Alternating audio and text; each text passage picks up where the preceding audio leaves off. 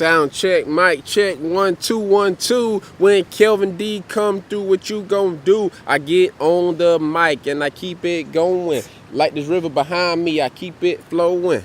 How that sound? Yo, what's going on, fam? It's yours truly, Kelvin Deveaux, back with another true story. And I want to let you all know that this is bigger than now.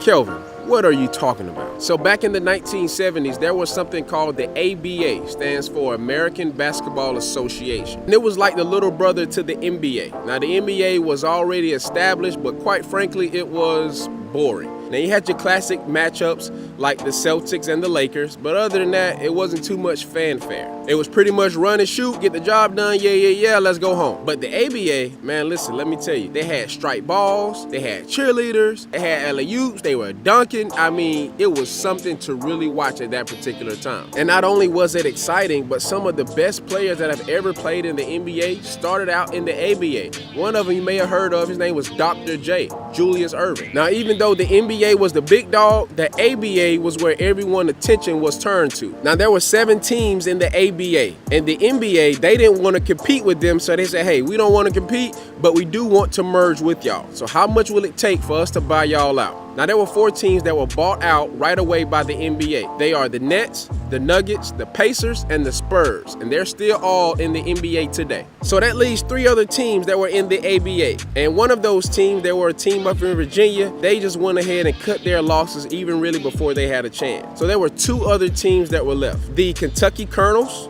which were owned by the owner of the KFC, which his name was John Brown. He bought it out from Colonel Sanders. And there was another team by the name of the St. Louis Spirits. So the NBA offered them a deal for $3 million. Now, $3 million in the 70s is closely to $20 million in today's money. The owner of the Kentucky team, John Brown, he said, hey, $3 million, I'll take it. This is like a side gig for me anyway. I got KFC, that's my cash cow. Let's go ahead and do it. But the owner of the St. Louis team was like, whoa, pump your brakes. $3 million, hey, we got some good players on our team. We're gonna have to renegotiate this thing. The owner of the St. Louis Spirits, they were 2 brothers, Daniel and Ozzie Silner. You can Google it. So they took a look at the $3 million deal and they said, whoa, this is not right. This is not what we want. So they said, hey, this is what we propose. We'll take $2 million.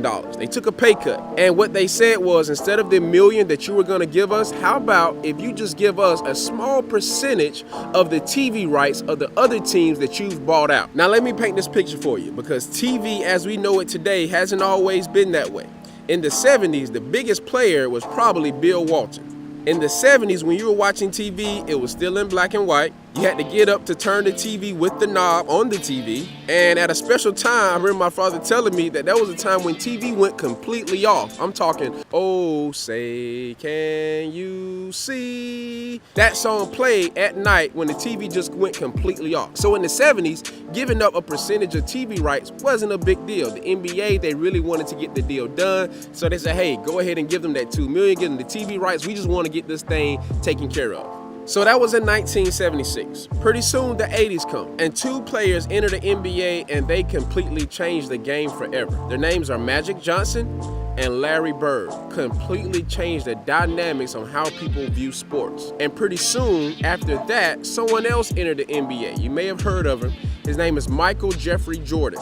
And the NBA changed even more after he entered. So TV went from being something that not a lot of people, for one, had, second, all watched, to now being a staple in the average American home. Now, the good thing about the deal that the Silner brothers did was they asked for 2% of TV revenue, but the 2% was for perpetuity. Now, perpetuity, for those of you that may not know, that means forever, never goes away, long time, forever, ever. Now keep this in mind, when the Silner brothers sold the team and they asked for the 2% in perpetuity, that started in 1976. So from 1976 to 2014, the brothers made 2% off of all TV revenue that the NBA did. Mind you, they did this without having to pay any employees, without having any overhead costs, without having to pay any money out. They made over $300 million from 1976 to 2014. So fast forward to 2014, team, the NBA, they're tired of this deal. They realize, hey,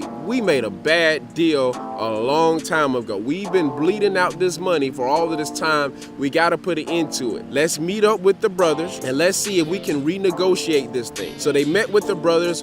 One of the Cylinder brothers, he had passed away. So the other Cylinder brother, he was like, okay, let's do it. They agreed on a deal to end the agreement and to cash out at $500 million. So check this out.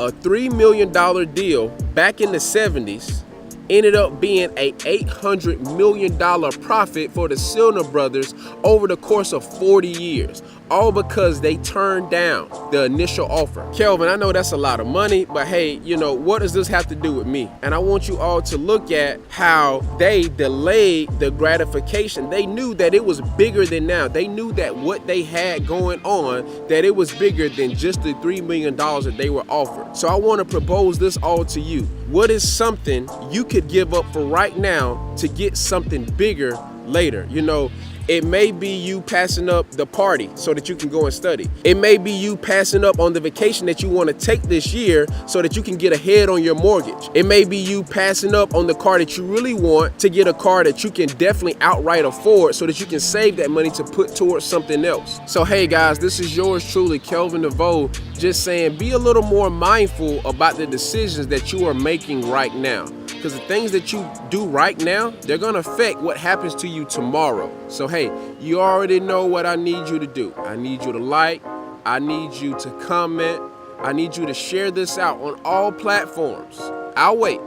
We need you to do it now, like right now. And I also need you to subscribe to the YouTube channel as well. So hey, ladies and gentlemen, this is yours truly saying that it's bigger than now.